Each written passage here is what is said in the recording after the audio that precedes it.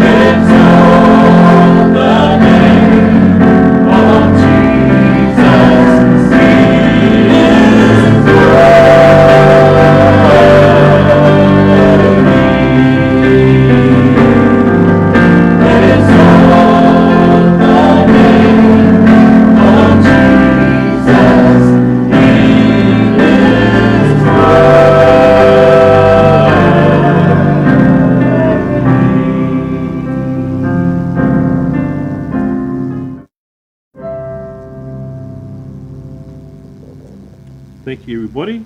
If we could please turn to the book of Proverbs, chapter 8, where we will be going through verses 1 to 7. Pātoto walu, whaiupumuamua, le fitu. Proverbs 8, verses 1 to 7. Pātoto walu, whaiupumuamua, le fitu.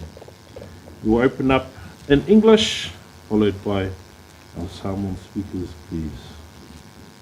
Does not wisdom cry out, Iya? Lift up her voice. She takes her stand beside the way where the paths meet. She cries out by the gates, at the entry of the city, at the entry of the doors. To you, I mean, I call. My voice is to the sons of men. You simple ones, understand prudence, and you fools, you have an understanding heart. Listen, I will speak of excellent things, and from the opening of my lips will come right things. For my mouth will speak truth, wickedness is an abomination to my lips.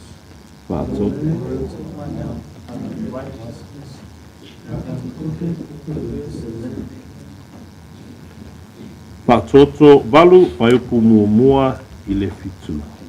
Ia.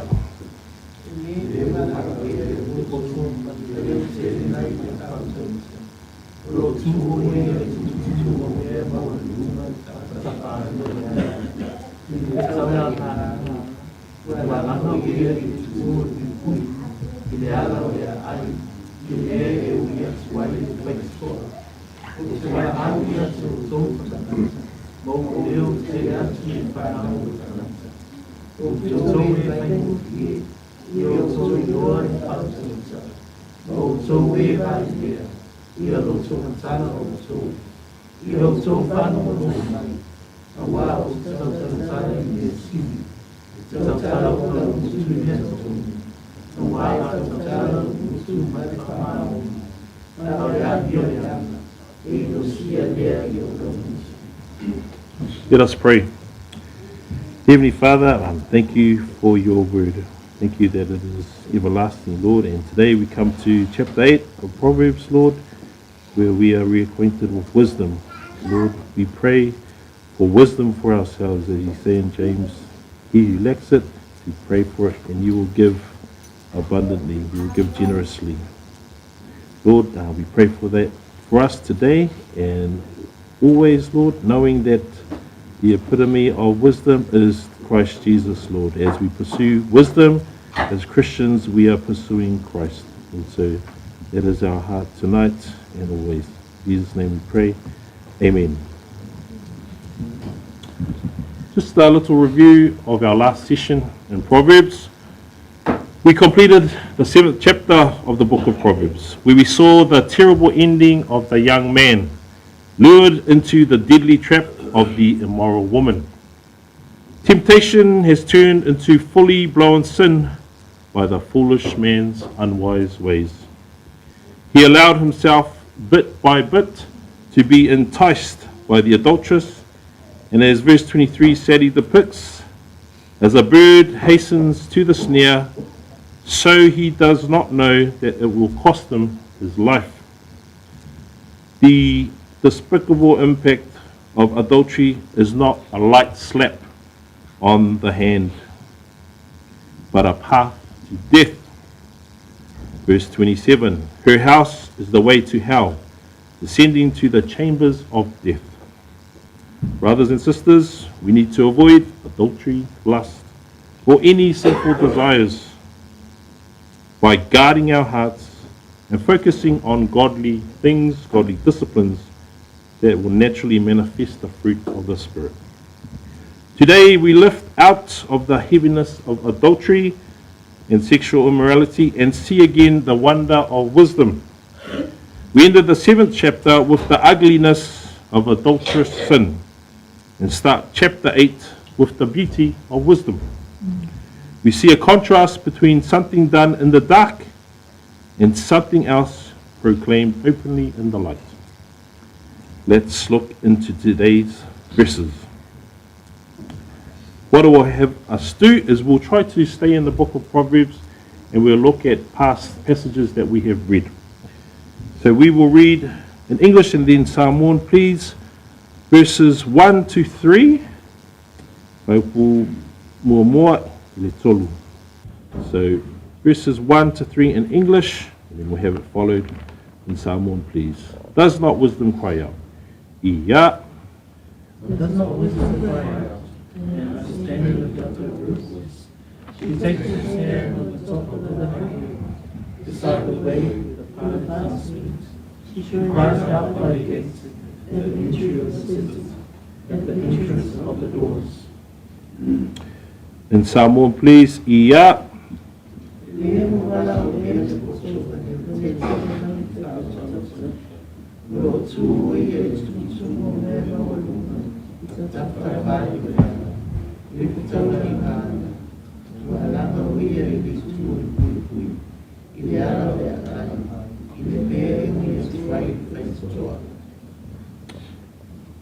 Here we can see the contrast between Lady Wisdom and the Lady of Adultery.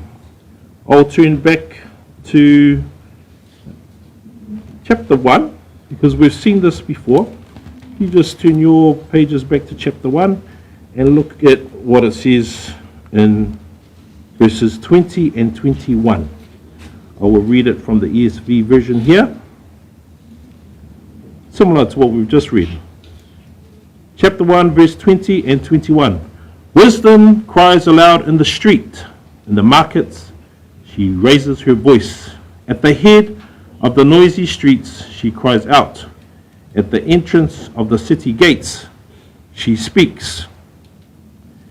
Now here we can see that wisdom is readily available for all.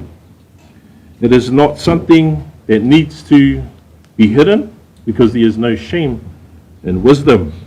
Contrast this with chapter 7, and I'll pick up a few verses and a few words that contrast with wisdom. In chapter 7, verse 8, regarding where the adulteress' house is, passing along the street near her corner, taking the road to her house. Okay, now, whereas wisdom shouts at the gates in front of the town, the adulteress' house is something that is out of the way. It's something that needs to not be seen by others. So the contrast is wisdom, open, no shame, shouts out. The adulterous place, out of the way, you have to purposely go that way. No shame in wisdom. Let's look at verse 9 of chapter 7.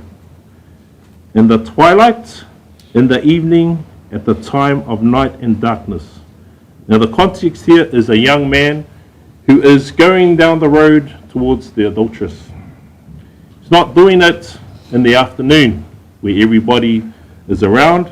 He's doing it under the veil of darkness. In the twilight, so remember, he's hanging around.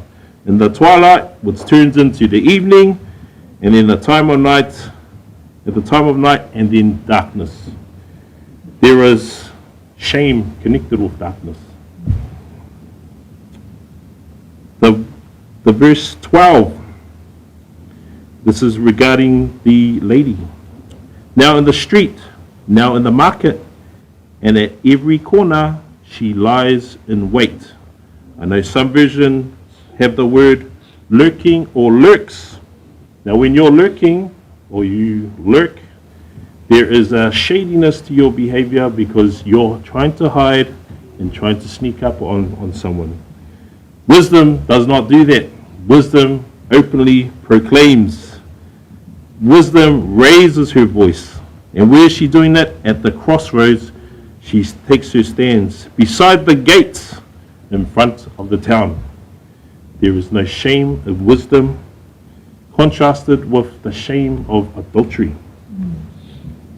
Now, what is a kind of connection with today? We have the Bible. The Bible is the number one best-selling book of all time in humanity. Now, it's readily available to us. I know in some persecuted countries it is not. But we have the Bible, we have churches, we have fellowship. It's readily available to us. Wisdom shouts out to us, though, to read it. We can all have that book in our homes, but we need to open it to get the wisdom out of it. Otherwise, we'll close it and it will just gather dust, and we will not benefit from that. So it's calling out to us. Got a Bible? Here you go. Read it, follow it. Let's go to read verses 4 and 5 of chapter 8 in English, and then in Samoan, please. Verses 4 and 5. To you, O men, Iya. To you, O men, I call, and my voice is to the sons of men. Though you simple ones, understand our goodness, and you fools, be of an understanding heart. In Samoan, please, Iya.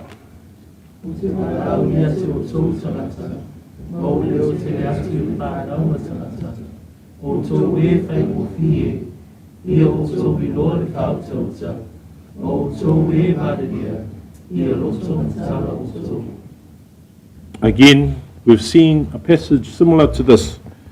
Just flick back to chapter 1, and I'll read out verse 22 under the title, The Call of Wisdom, verse 22, chapter 1.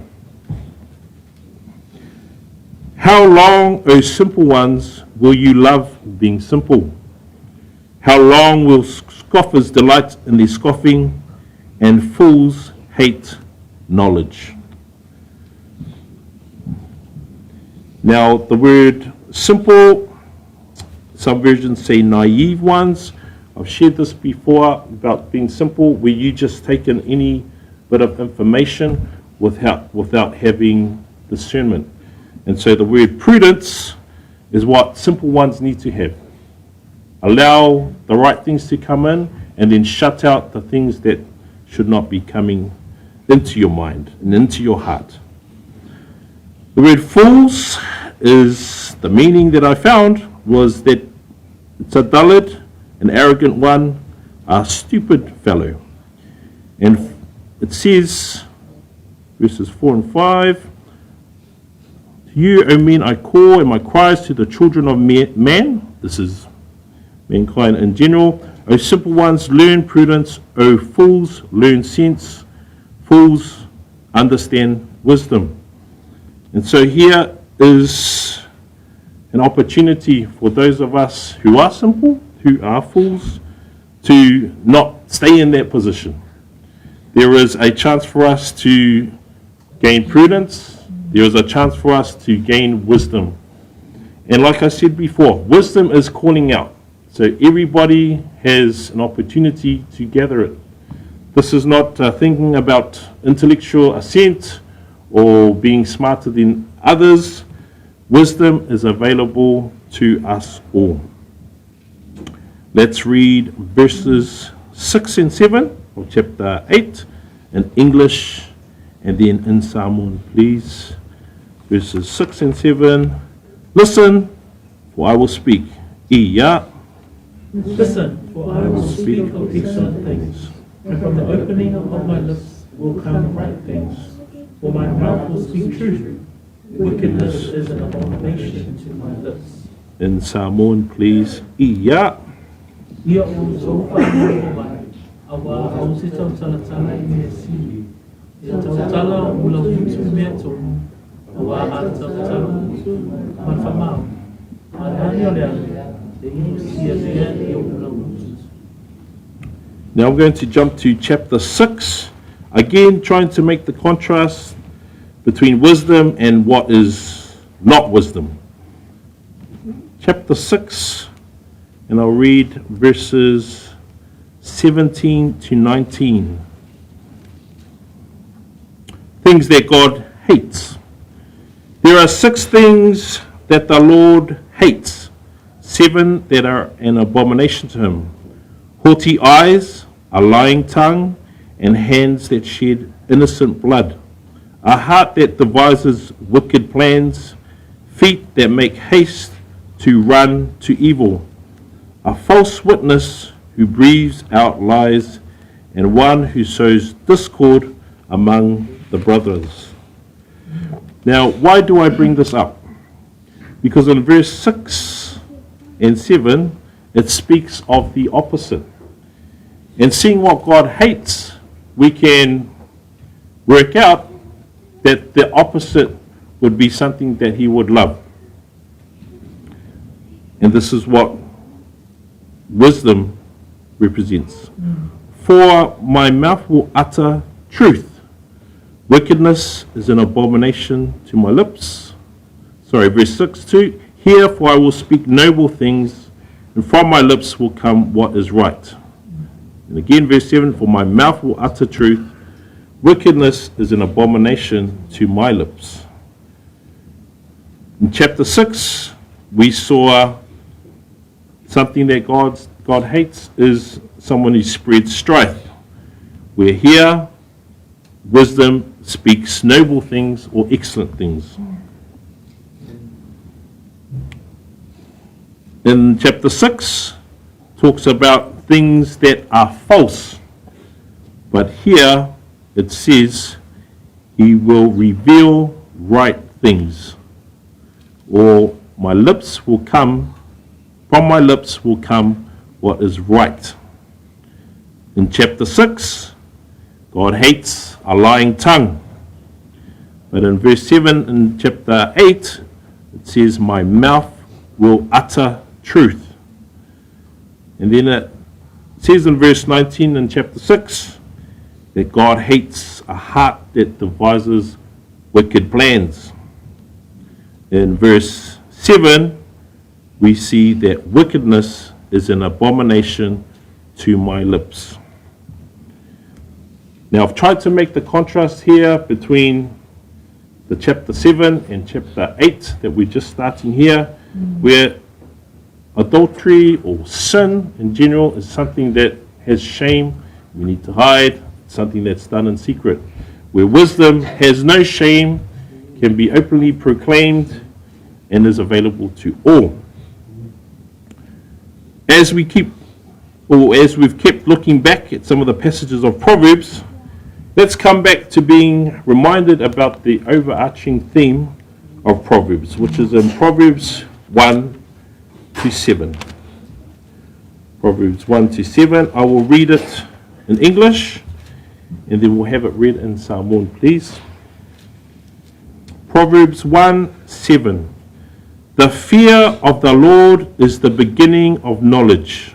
Fools despise wisdom and instruction. In Samoan, please. Iya.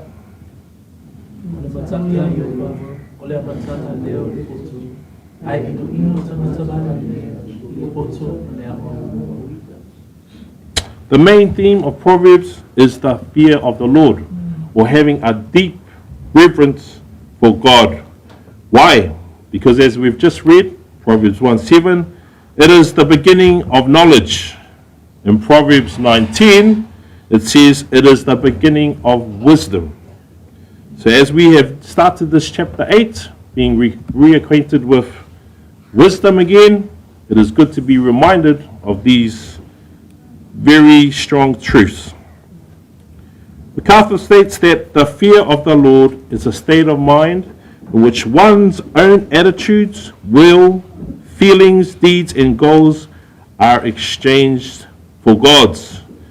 It is the same heart as the psalmist in Psalm 42:1. As the deer pants for the waters, so my soul longs for thee. Another way to understand the fear of the Lord is the fear of disobeying him. Understanding that he has a constant gaze on us. We want to walk straight. We want to walk right. We want to walk in wisdom.